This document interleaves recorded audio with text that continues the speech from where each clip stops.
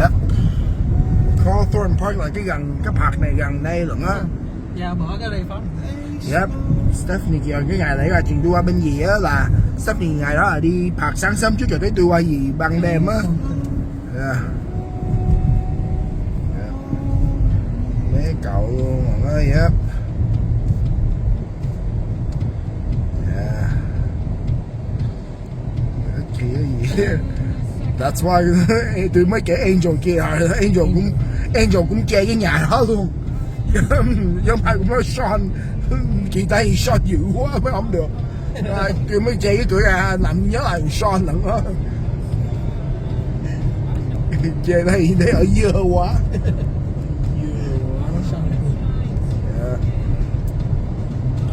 Yeah. Coming up soon well. Okay. Yeah. Theo cái xe đỏ đó. Yeah. Yeah. Reset, yeah.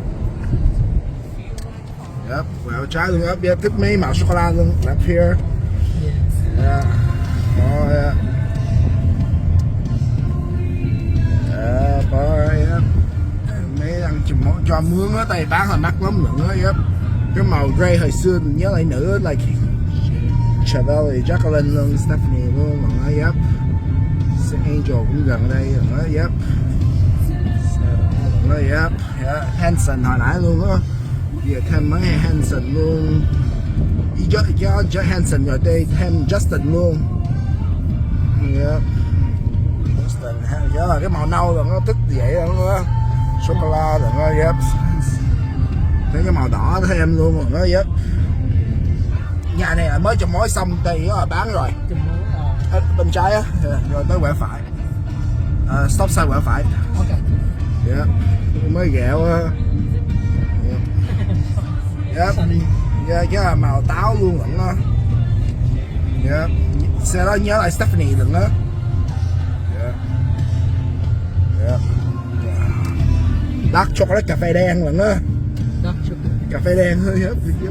Đó là Riley luôn, mặt đỏ cái cửa sổ. Nhờ đó Justin luôn, mới bán xong luôn. Yep. Jacqueline Cassidy luôn lận đó. Juan với thằng Hanson luôn.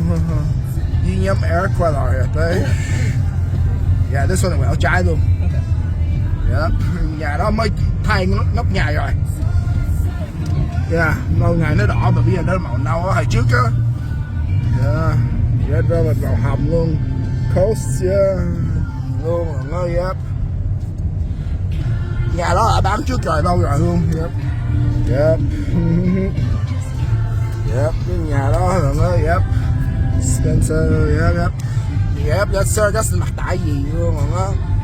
Yeah, Brian Stoker tôi thương Stephanie này liền với thằng Sean lận.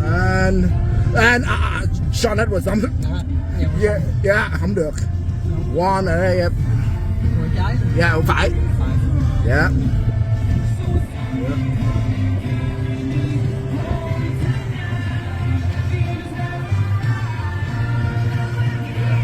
Để đi ra Juan rồi luôn rồi. Alright, yep, xong rồi. Cái là cái Six Center Muslim bán Ấn Độ luôn. Yep.